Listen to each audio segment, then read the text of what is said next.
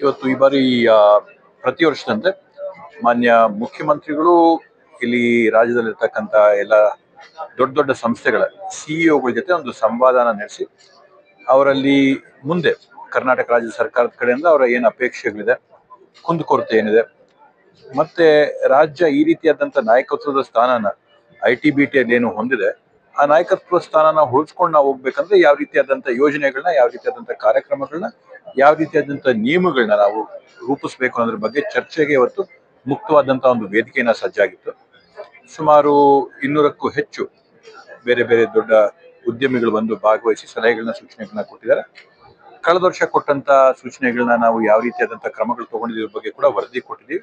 ಈ ವರ್ಷ ಯಾವ ತರದಲ್ಲಿ ಕ್ರಮಗಳು ತಗೋಬೇಕನ್ನೋದ್ರ ಬಗ್ಗೆ ಕೂಡ ಇವತ್ತು ಸಂವಾದ ನಡೆದಿದೆ. ಅದರಿಂದ ಅತ್ಯಂತ ಯಶಸ್ವಿಯಾಗಿ ನಡೆದಿದೆ.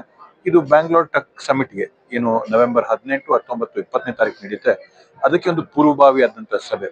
ಅದರಿಂದ ವಿದೇಶಗಳಿಂದ ಸುಮಾರು 60-70 ದೇಶಗಳಿಂದ ನಾವು ಜನ ಭಾಗವಹಿಸ್ತಾರೆ ಅಂತ ನಿರೀಕ್ಷೆ ಇಟ್ಕೊಂಡಿದ್ದೀವಿ. ದೇಶದಲ್ಲಿರ್ತಕ್ಕಂಥ ಎಲ್ಲ ರಾಜ್ಯಗಳು ಕೂಡ ಇದರಲ್ಲಿ ಭಾಗವಹಿಸುತ್ತೆ ಅಂತ ಇಟ್ಕೊಂಡು ಕರ್ನಾಟಕ ಮತ್ತೆ ಬೆಂಗಳೂರು ತನ್ನ ನಾಯಕತ್ವದ ಸ್ಥಾನನ ಮುಂದಿನ ಹಲವಾರು ದಶಕಗಳಿಗೆ ಇದೇ ರೀತಿಯಾಗಿ ಉಳಿಸ್ಕೊಂಡು ಹೋಗೋದಕ್ಕೋಸ್ಕರ ಈ ಒಂದು ಸಭೆ,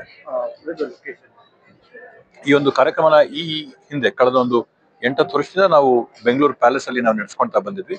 ಈ ಬಾರಿ ನಾವು ಭಾಗವಹಿಸತ್ತ ಜನರ ಸಂಖ್ಯೆ 1 ಲಕ್ಷಕ್ಕೂ ಹೆಚ್ಚು ಜನ ಭಾಗವಹಿಸಬಹುದು ಅಂತ ಒಂದು ನಿರೀಕ್ಷೆ ನಾವೇನು ಇಟ್ಕೊಂಡಿದ್ವಿ. ಅದರ ಆಧಾರದ ಮೇಲೆ ತುಮಕೂರು ರಸ್ತೆಯಲ್ಲಿರ್ತಕ್ಕಂಥ Bangalore international exhibition centre BIEC ಅಲ್ಲಿ ಈ ಬಾರಿ ನಾವು ಕಾರ್ಯಕ್ರಮನ ಆಯೋಜನೆ ಮಾಡ್ತೀವಿ.